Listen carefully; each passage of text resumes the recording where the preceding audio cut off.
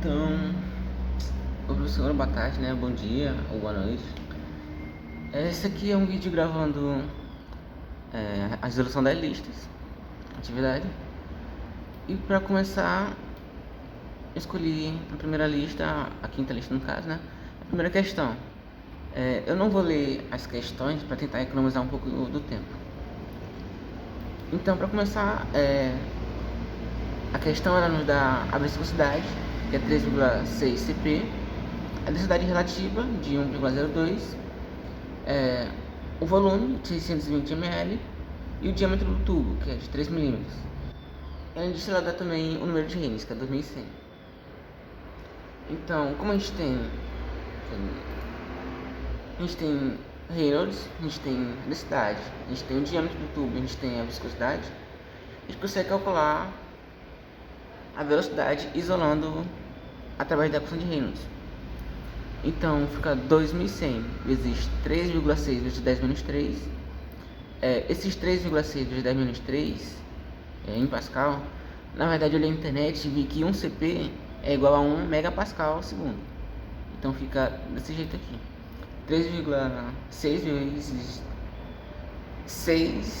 3,6 vezes 10 menos 3 quilogramas por metro segundo. Tudo isso dividido pela densidade, a densidade relativa da água, né? Então fica 1020 kg por metro cúbico vezes 3,10 a menos 3 metros, que nos dá uma velocidade de 2,47 metros por segundo.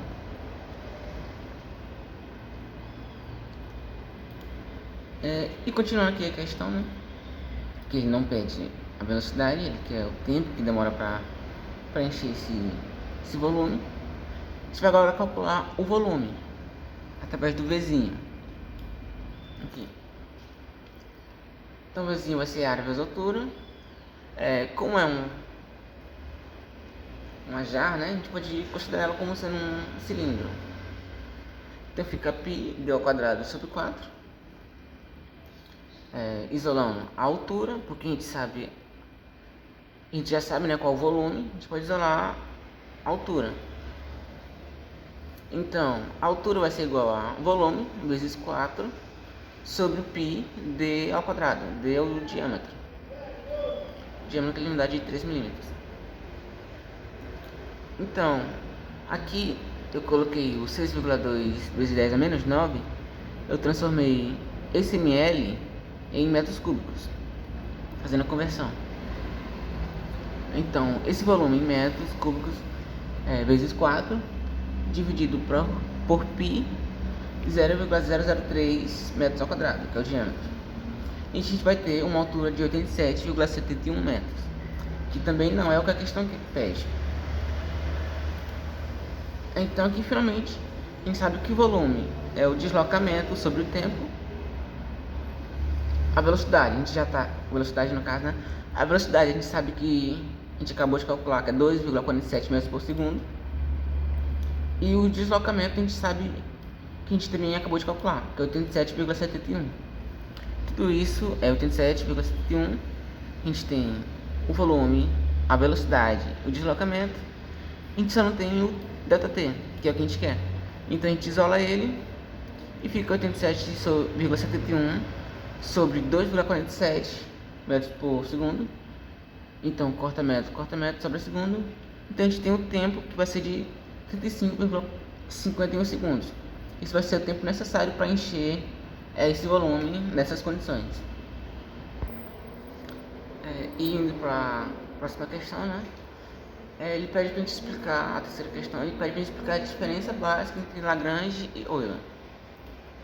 Então, a diferença básica, a representação entre eles, é o ponto de referencial que é usado. Enquanto o Lagrange, o referencial dele, ele se desloca através do sistema, o referencial de Euler vai ser um referencial fixo. Vai ser um referencial fixo. Então, seria, por exemplo, um tubo. A gente pode imaginar um tubo. Em Lagrange, a gente vai observar é o fluido através de todo o tubo se deslocando. Já em Euler, a gente vai ver um pedacinho do tubo e tudo que passar por ele a gente vai considerar, podendo ser o nosso fluxo, nosso fluido que a gente vai querer ou não. Qualquer coisa que passar ali a gente vai ter que analisar. A vantagem da representação de Lagrange é que ela elimina forças que não realizam trabalho, como força nos eixos,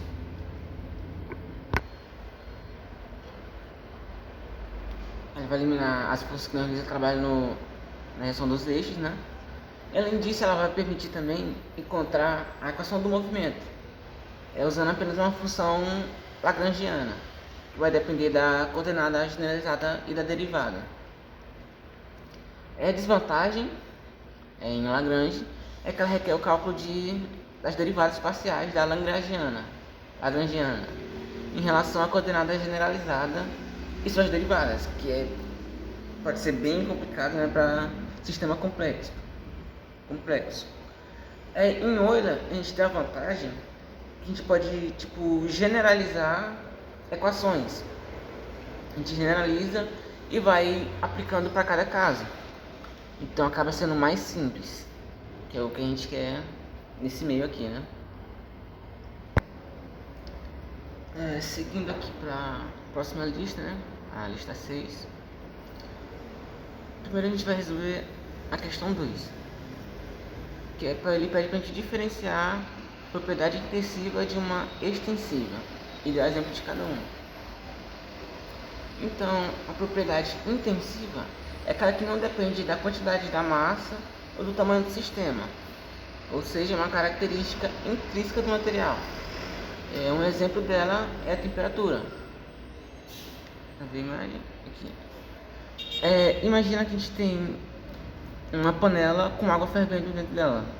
Se a gente transferir um pouco dessa água para um copo, a gente vai ter a mesma temperatura.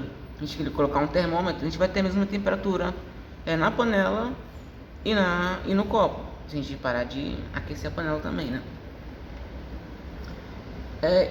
E a propriedade extensiva é aquela que depende da quantidade de massa ou do tamanho do sistema. Então, ela vai ser uma característica que varia com a extensão do material.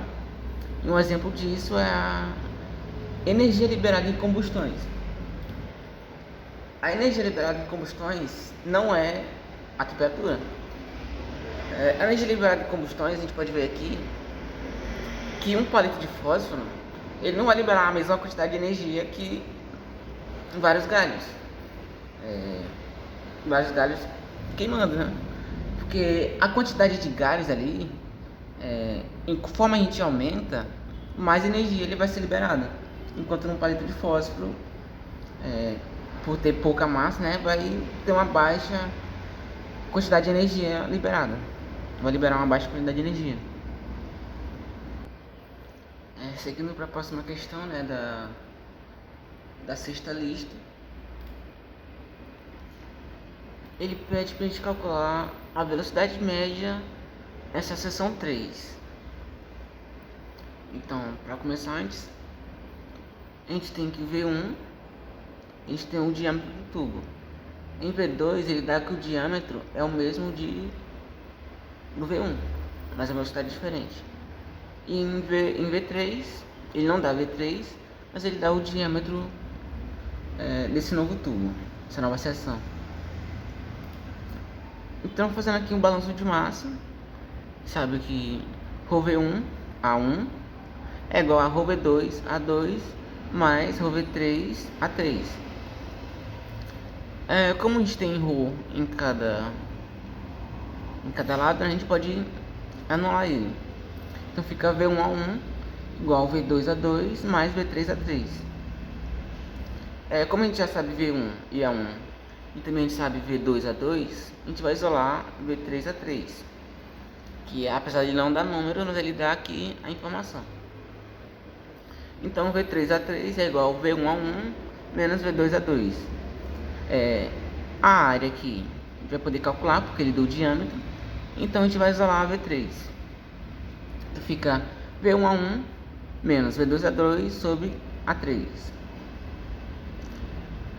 O V1 a 1, a gente tem aqui nossa incógnita. A área vai ser π d ao quadrado, dzão ao quadrado, né, sobre 4, que é a equação da área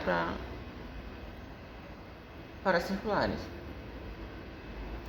Em V2 a gente também vai ter o dzão, então fica π dzão ao quadrado sobre 4, e a área de, deixa eu corrigir aqui rapidinho,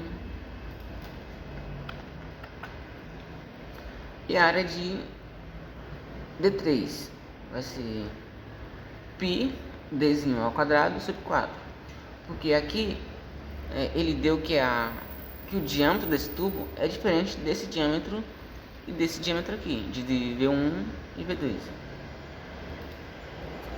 Então aqui a gente pode cortar π com π, 4 com 4, e fica V3 igual a V1 dzão ao quadrado menos V2 dzão ao quadrado sobre dzinho ao quadrado, nosso diâmetro de V3 ao quadrado. Então nossa velocidade 3 a gente vai ter aqui V1 menos V2 dzão ao quadrado sobre dzinho ao quadrado. Então essa vai ser a nossa velocidade no ponto 3, nessa área 3.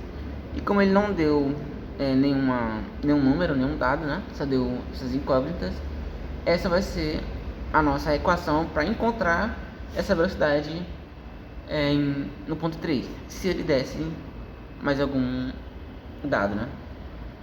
Então vamos aqui para a próxima questão, a questão 10 da sétima lista.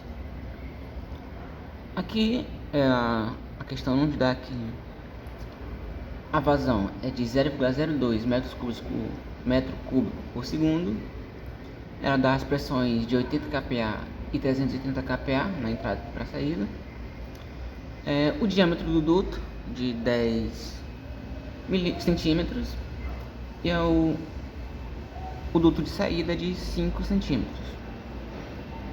Ele também diz que o duto tem a parede de ferro fundido, e para a gente considerar que tem perda de carga entre a seção 1 e 2.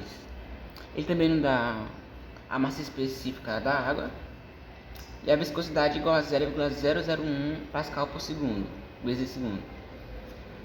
Essa altura H, ele diz que é 20 metros, e o comprimento do manômero 1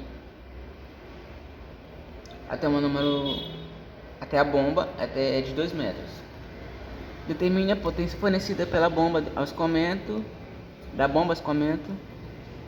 e considerar a eficiência da bomba como 70%. E para calcular a potência requerida para acioná-la. Então aqui ele nos dá o dado de 1 pé igual a 12 polegadas, e 1 centímetro é 0,4 polegadas. O local da bomba é de 0,8. E o final responde a diferença da avaliação se esse cálculo estivesse trabalhando com uma turbina. Então, para começar esse cálculo aqui, eu dividi ele em alguns passos, 5 passos. E o primeiro é calcular o número de Reynolds.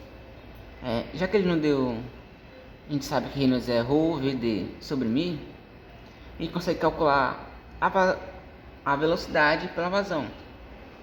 A vazão nos diz que é 0,02 metros cúbicos por segundo, e a vazão a gente sabe que é velocidade vezes área. Aqui eu isolei a velocidade, a vazão de 0,02 vezes πr ao quadrado, que seria a área no círculo do duto, né? A área que vai passar pelo círculo. Então, para V1, usei πr, que seria 0,05 metros ao quadrado vezes π. E para V2 eu usei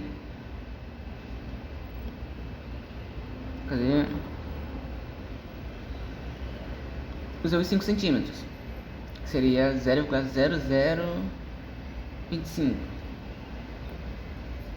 Aí a gente obteve aqui a primeira velocidade de entrada de 2,55 metros por segundo e a velocidade de saída de 10,19 metros por segundo. Aí com essa a gente pode calcular os números de Reynolds da entrada e da saída. Então primeiramente calculei da entrada, que seria ρ, né, 1000 vezes 2,55 metros por segundo vezes 0,1, isso sobre 0,001 pascal por segundo. Então fazendo os cortes, né, a gente sobra 2,55 vezes 10 à quinta, sem dimensões, né, é numeral adimensional. Seguindo aqui para o próximo passo, para calcular a rugosidade relativa. Aqui a questão não deu que a parede do tubo da entrada e da saída é de ferro fundido e também não deu o diâmetro, então a gente pode calcular aqui pelo diagrama do duto. Primeiro calcular de 4 polegadas, procurando aqui o ferro fundido, a gente tem que aproximadamente 0,02526.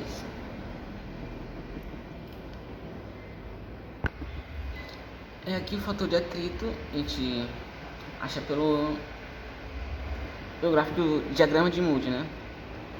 Aqui ele deu, a gente já sabe, é o número de Reynolds que a gente calculou no começo. Aqui igual a 2,55 vezes 10 à quinta. A rugosidade relativa a gente também já sabe, a gente acabou de calcular. Cadê? Deu de 0,0026.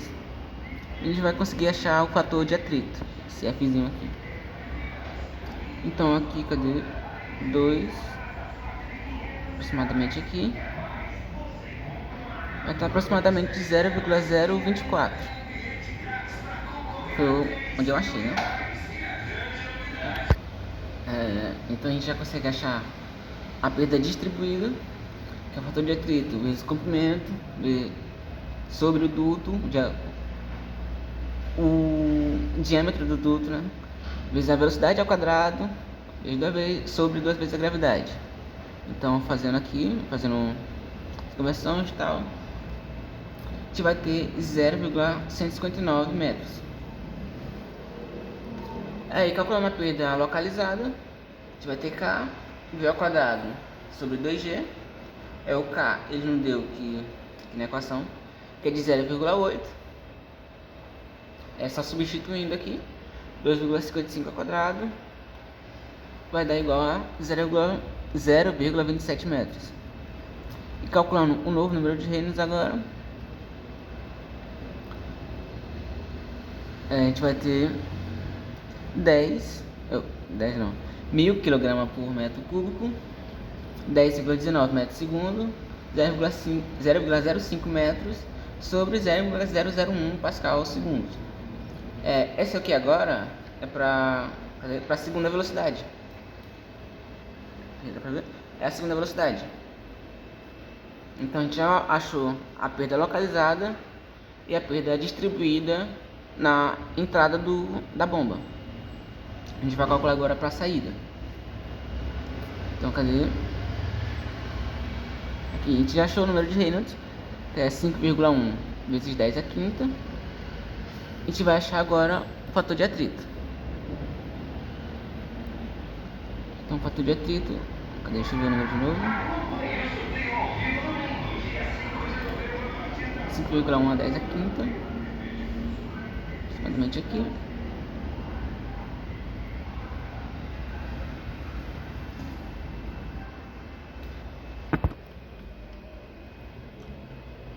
Na verdade, a gente vai agora encontrar a rugosidade relativa para o novo diâmetro do duto, né?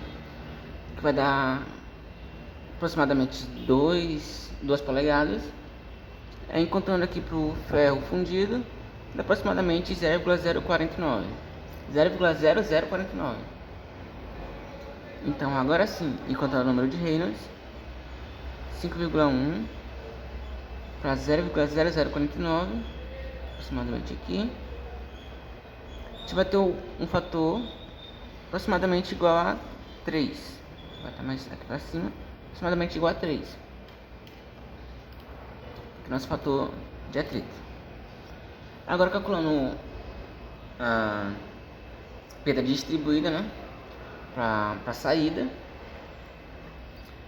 fazendo aqui o fator de atrito, comprimento sobre o diâmetro, velocidade ao quadrado, 2G sobre 2G. Então, substituindo, a gente vai ter igual a 63,51 metros. E na perda localizada, a gente vai ter a somatória. A gente vai ter agora o somatório das perdas. Vai ser igual a 63,94 metros. Fazendo a soma aqui de tudo.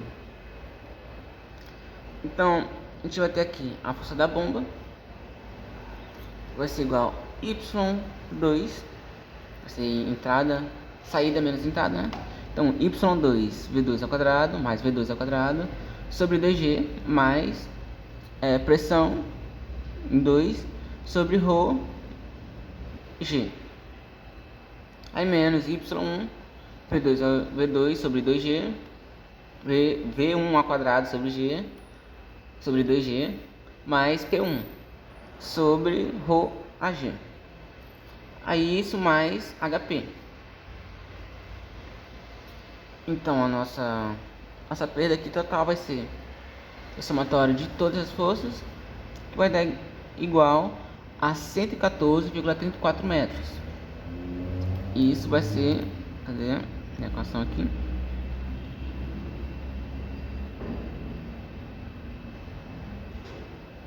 Isso vai ser a perda, mas ainda não quer só isso.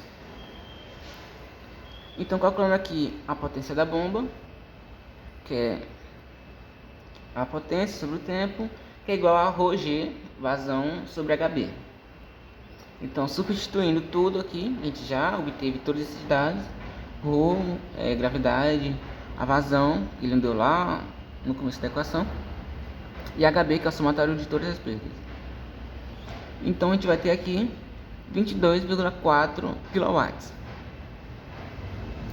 Essa aqui vai ser a potência mínima necessária para a bomba funcionar.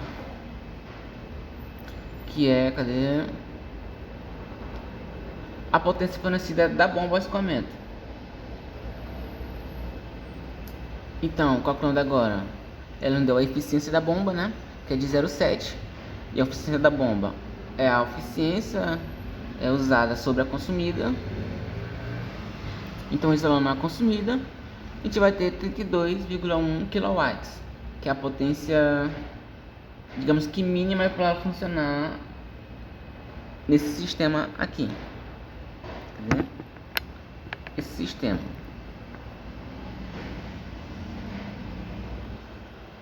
Então,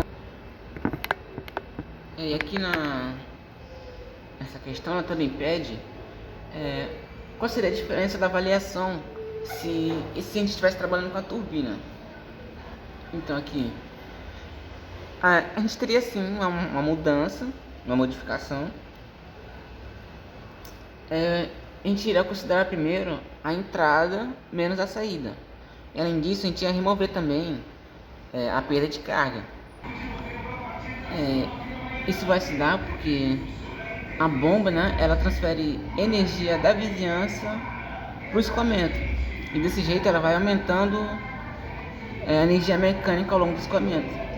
Já numa turbina, ela vai transferir energia do escoamento para a vizinhança. Meio que o processo inverso. Não inverso, tipo de escoamento, mas em vez de transferir energia mecânica para o escoamento que vai transferir a energia mecânica para a vizinhança. Desse jeito ela vai diminuindo a energia mecânica do escoamento. Então, é isso. Tchau.